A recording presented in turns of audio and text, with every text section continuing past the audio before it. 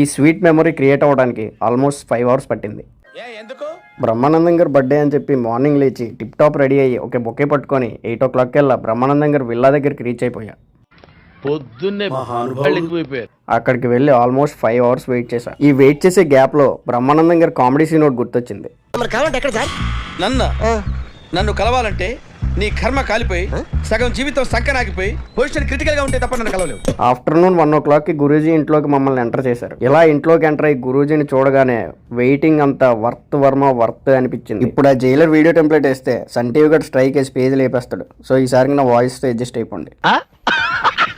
గురూజీ భుజం పైన అలా చేయగానే హై ఫీల్ తో పాటు హాయ్ ఫీల్ వచ్చింది. ఈడేంటారో బ్రహ్మి కన్నా హైట్ తక్కువ ఉన్నాడు అనుకోవద్దు. బ్రహ్మి గారు ఒక స్టెప్ పైకి ఉన్నారు, నేను ఒక స్టెప్ కిందకున్నాను అనమాట.